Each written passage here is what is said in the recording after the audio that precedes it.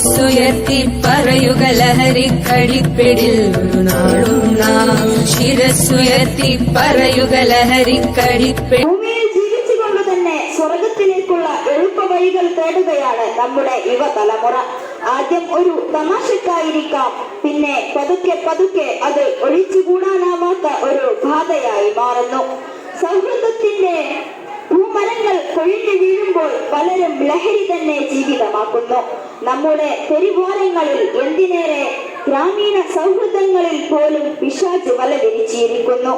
അറിഞ്ഞോ അറിയാതെയോ ആരും വഴുതി വീഴാവുന്ന ലഹരിയുടെ വല.